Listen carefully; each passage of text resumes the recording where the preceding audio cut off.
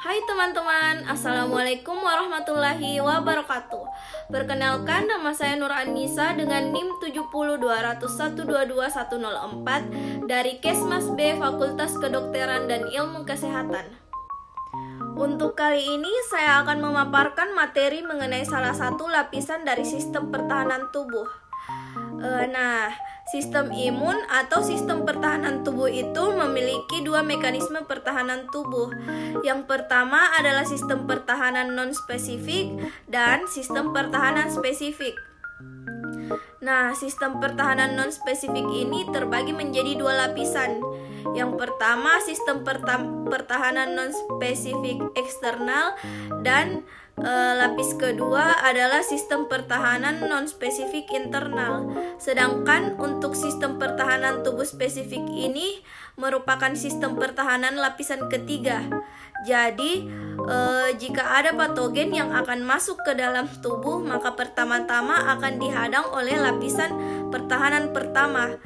Jika lolos, maka patogen akan dihadang oleh lapisan kedua, dan jika masih lolos, maka akan dihadang oleh lapisan ketiga sistem pertahanan tubuh.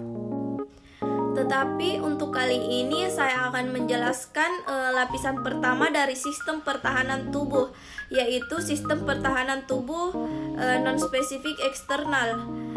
Sistem pertahanan tubuh non-spesifik ini merupakan sistem imun yang ditujukan untuk menghalangi semua benda asing yang berpotensi sebagai patogen atau parasit untuk masuk dan menginfeksi tubuh. Sistem ini dapat segera aktif setelah adanya serangan virus, bakteri, parasit, atau patogen lainnya.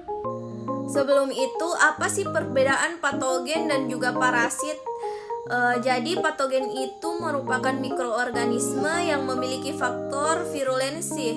Mereka dapat menyebabkan sakit dan juga infeksi, sedangkan untuk parasit hanya makhluk hidup yang hidup mengenalkan nutrisi dari inangnya.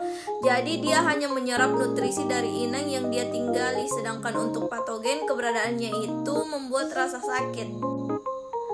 Sistem pertahanan non-spesifik ini dibagi menjadi dua lapisan, yaitu eksternal dan juga internal.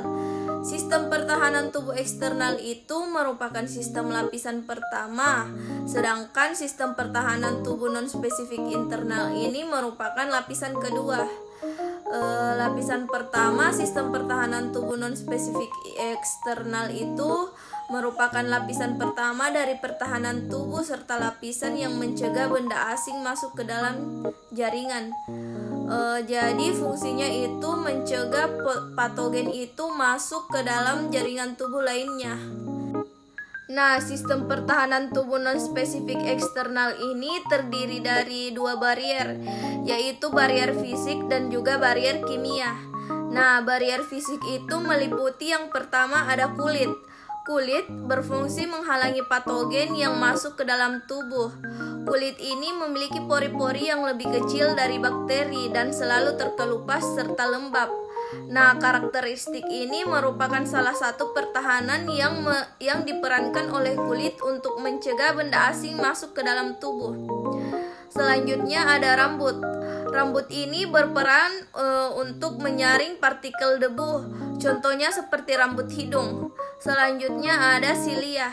Silia ini merupakan modifikasi dari permukaan atas jaringan epitel dan fungsinya untuk menyapu partikel debu keluar tubuh. Contohnya silia yang ada di trakea. Jika silia ini bereaksi, maka akan terjadi reaksi batuk atau bersin untuk menyapu debu yang masuk ke dalam saluran pernafasan. Dan yang terakhir ada lapisan mukosa. Mukosa adalah jaringan epitel yang dapat mensekresikan mukus atau lendir. Mukus ini berfungsi menangkap partikel-partikel kecil di dalam tubuh. Mukosa berada di saluran pernafasan, pencernaan, dan juga urogenital. Sedangkan pada barier kimia, sistem pertahanan tubuh non-spesifik eksternal yang pertama adalah saliva atau air liur. Saliva ini dihasilkan dari kelenjar saliva. Saliva mengandung protein dan juga lisozim yang dimana mampu melindungi rongga mulut dari patogen. Nah, lizozim juga selain dimiliki oleh air liur, air mata pun mengandung lizozim. Lizozim adalah enzim hidrolisis yang berfungsi sebagai antimikroba.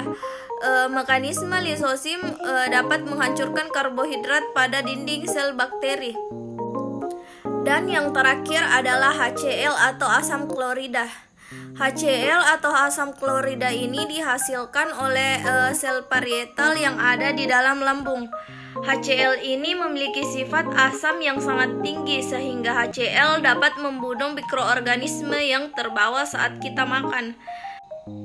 Sekarang kita simpulkan kembali.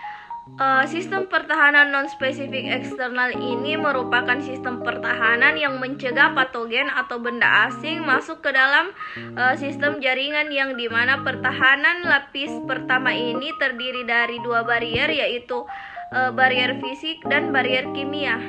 Dari fisik itu meliputi kulit, rambut, membran mukosa, dan juga silia. Sedangkan untuk barier kimia, sistem pertahanan non-spesifik eksternal itu terdiri dari saliva atau air liur, lizozim, dan yang terakhir adalah HCl atau asam klorida. Sistem pertahanan tubuh ini adalah sistem pertahanan lapis pertama untuk menghadapi patogen yang masuk ke dalam tubuh.